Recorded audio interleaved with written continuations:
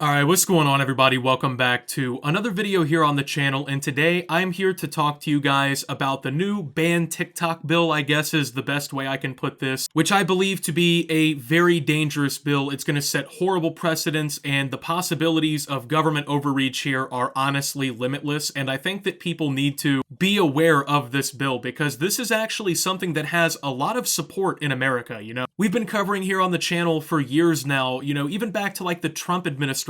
People in the United States, you know, two presidents now have supported banning TikTok in the United States, and it's garnered a lot of, you know, widespread support even among like the normal population. I mean, there's lots of people out there who think that we should ban TikTok, and you know, it's become like a little bit of a debate on whether or not it's really posing a national security threat. And so now legislation has been introduced, and unfortunately this bill is not just a ban TikTok bill, and that's what is really scary about this situation, because at first glance, you know, you might think that this is like a bill that's there to stop TikTok and that's it, right? That's what you would think. That's the issue, right? Like that's what they're supposed to be writing this legislation for. It shouldn't be encompassing really anything other than that, right? Well, unfortunately, you would be very sadly mistaken, because there is a lot of language inside of this bill that is actually terrifying. And the fact of the matter is, this is a bill that encroaches on any single person in the United States' civil rights. Like, this is insane. I mean, this is literally just more government overreach and gives them more excuses and opportunities to target people who essentially are quote unquote enemies of the government, right? Like right now, the enemy of the government is China when it comes to this TikTok situation. That's what the worry is about, right? They're worried that the CCP over in China can access American citizens' data through TikTok because it's a Chinese company that runs it. And that's, you know, what they're kind of guising everything here for. You know,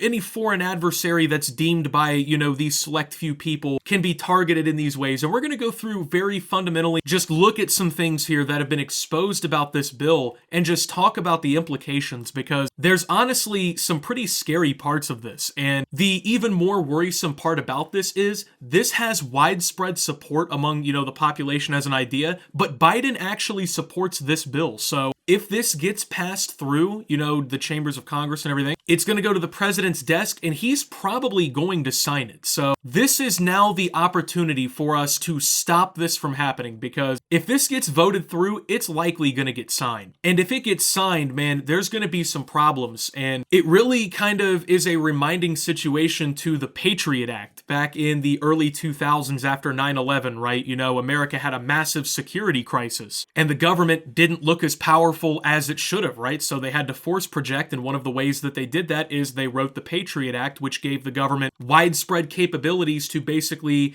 commit surveillance against citizens. And it's been expanded now upon multiple different times, and you know, now we've had people like Edward Snowden expose the NSA for tapping our phones and reading our emails and monitoring our online search history and tapping our home devices like our Googles and our Alexas. This stuff isn't a conspiracy. Like, people hear this and I feel like their brains turn off because they think that this isn't like a real problem, or this isn't a real situation that we really need to deal with. But dude, if we want to prevent the government from having ridiculous oversight into our personal lives, violating our rights, just mass surveillance programs, we need to step up and do something about it, because letting bills like this pass without knowing what's going on only just gives them even more ability to write more legislation that allows them to have even more overreach. Like, this is the kind of stuff we need to be paying attention to and fighting back against. So let's break this down. So we're going to start at section 3, which is called Addressing Information and Communication Technology Products and Services that Pose Undue or Unacceptable Risk. The Secretary, in consultation with the relevant executive department and agency heads, is authorized to and shall take action to identify, deter, disrupt, prevent, prohibit, investigate, or otherwise mitigate, including by negotiating, entering into, or imposing and enforcing any mitigation measure to address any risk arising from any covered transaction by any person or with respect to any property subject to the jurisdiction of the United States that the Secretary determines. So what does this mean, right? Well, in layman's, this means anything that the Secretary determines under the jurisdiction of the United States is posed as a national security threat. This gives them the capability to basically go after you, and they can start accessing a widespread variety of things in your personal life, anything that you use, any device you use. It's essentially like an Internet Patriot Act. Like if the government were to determine anyone a national security risk for any reason, they can just pry into anything they want, and it gives them wide oversight over so many different things. Like some of the things you're going to hear that it actually covers is just like mind-boggling, right? Like it sounds like some sort of like sci-fi shit that they're covering here. Like they covered every nook and cranny that they possibly could with this legislation and under this wording, which is very peculiar wording actually, because when you read it and you actually understand it, it really just basically reads out as like, yeah, anyone the government deems as a national security threat that's under our jurisdiction, you can go after them with these different ways. This includes desktop applications, mobile applications, gaming applications, payment applications, web-based applications, information and communications technology products and services integral to, and artificial intelligence and machine learning. Yeah, they even made sure to cover AI in the entire thing, just to make sure, you know, like if they really need to get into things, they really need to start breaking some things down, they can really make sure that they have the oversight to get into whatever they want. Now, obviously, to most people, rationally thinking, right, you would hear this and you'd be like, why exactly does the government need the oversight to get into all of my personal shit like this if they just deem me a national security threat? By the way, I hate to use like the slippery slope argument and everything, right? But what exactly quantifies a national security threat? See, there's no real definition of that. And that's the problem, because the government gets to invent whatever definition they want. And we've seen it happen time and time again. I mean, even in my lifetime, right? We saw the Bush administration lie about weapons of mass destruction in the Middle East so they could go to war. We've seen in Vietnam them use incidents like the Gulf of Tonkin incident to stage their ways into fights. The United States government creates its adversaries. This is the same reason why terrorist organizations have been fucking with us for the last 25 years. And there's absolutely no reason why on a grand scale they should have access to these things. Like, for what reason would the government need to deem anyone a national security threat and look through their fucking gaming applications? Like, oh dude,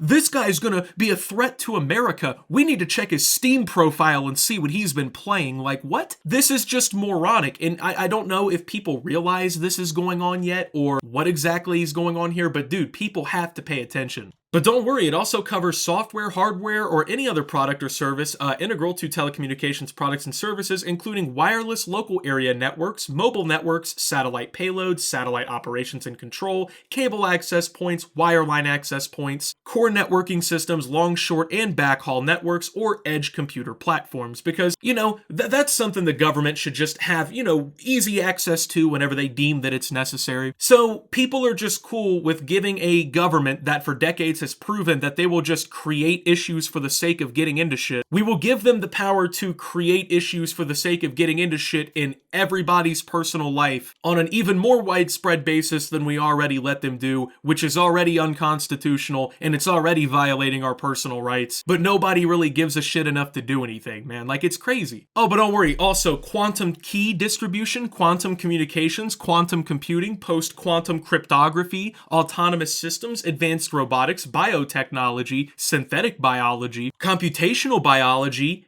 e-commerce technology and services, including any electronic techniques for accomplishing business transactions, online retail, internet-enabled logistics, internet-enabled payment technology, and online marketplaces. Why do we need the government to have all of this oversight? Why are people this fucking scared? I get it, dude. TikTok is a problem, you know? Yes, the Chinese government now has easy access to over 100 million Americans. I understand the concern, but where is the same level of concern that all these people who are suddenly data privacy advocates, where were all of these people during Cambridge Analytica when, you know, Mark Zuckerberg and Facebook were just dumping tens of millions of Americans' information out there? And it was possibly being used to influence elections. That's something that's been accused over the years too. All these other social media platforms are harvesting every single piece of fucking data possible. Same thing with YouTube. Right now you're watching this video, guess what? Your computer is a gold mine of data for YouTube. Your personal life is a personal data gold mine for Google. And you know it is. And you've known this for the better part of over a decade now, that we've had since what, Edward Snowden really started getting people on the data privacy rights kind of board with the whole NSA expose, right? Like, American companies have been doing this for so long, and they continue to get away with it. No probing from Congress worth a shit, no threats to ban them or do anything to them. But we really care about the one Chinese social media that's doing it, which I get, and we should care and we should pay attention. But let's also share that same level of worry about our data privacy with all these other issues going on. And instead of letting the government have way more personal oversight into our lives, where they can pry into anyone's life and fuck with anybody that they deem a national security threat simply just because, how about we actually focus on the real issue at hand and we pass legislation that solves that issue without,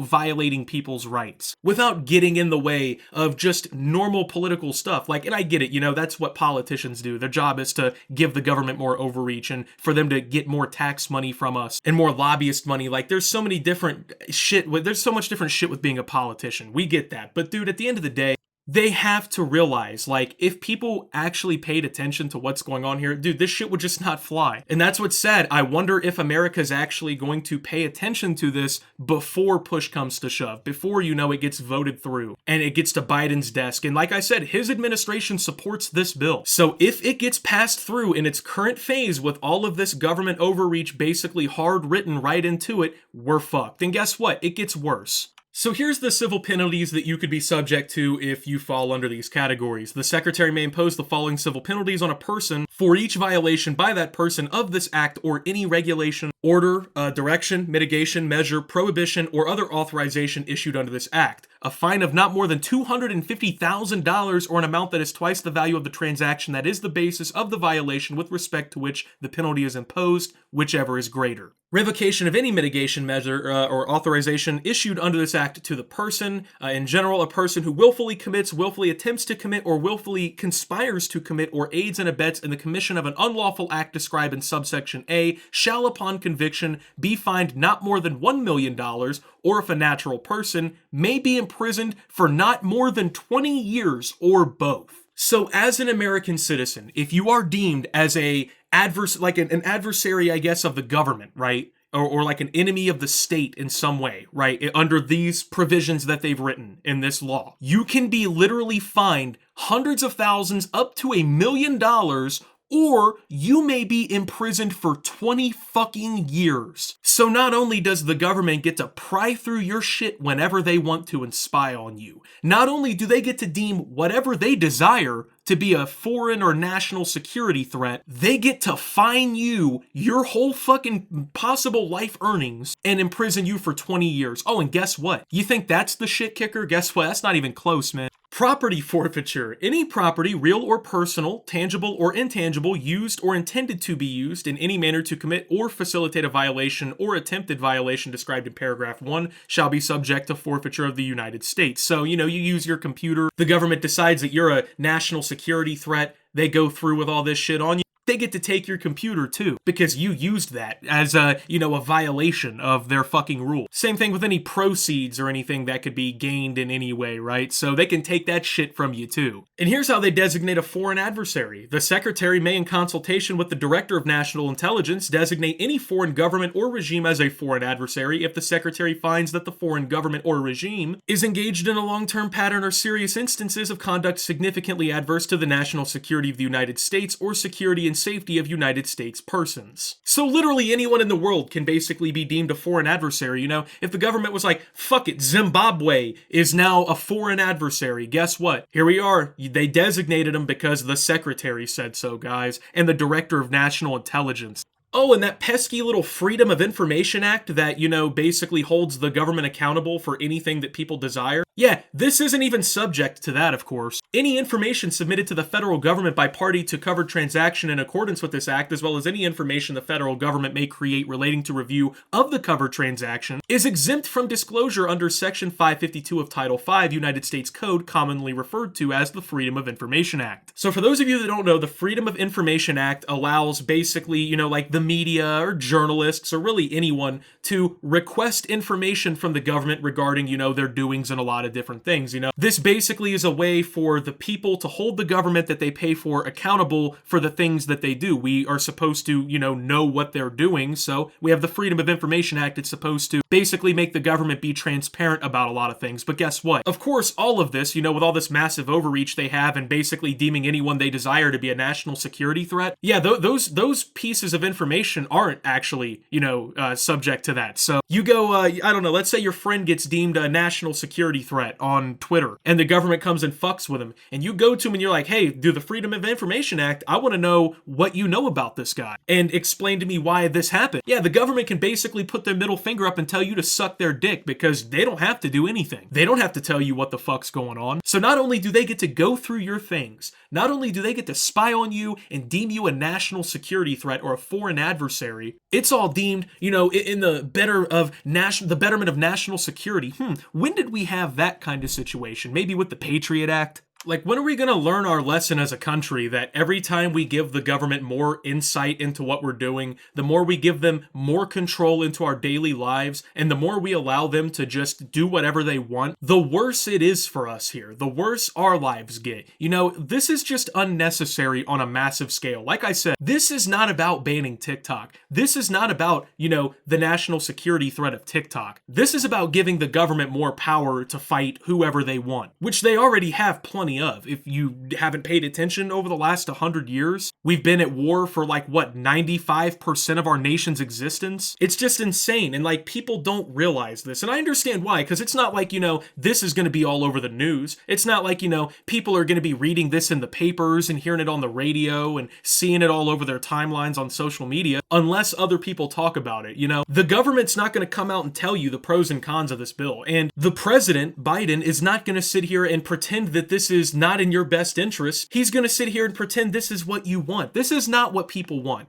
People want TikTok banned, sure. Then ban TikTok. It should be like a 3-paper, it should be like a 3-paper law. It should be like the title of the bill, all the people who signed it or whatever, and like a fucking 3-paragraph description of why they banned TikTok, how it's banned. It should not be that difficult. We do not need these long, overextended laws full of just chock full bullshit that they're fitting through for political reasons, just overseeing everything. It's insane, man. I don't know. But with that being said, thank you guys for watching. If you did enjoy, make sure to leave a like, subscribe if you're brand new around here on the channel. Follow me over on Twitter and Twitch at @SubTheOptimus. Make sure to check out Shoptimus down below. Thank you to my Watch Optimus subscribers. Your support helps the channel tremendously. And until my next video, guys, this is Optimus, talking about this stupid-ass act and signing out.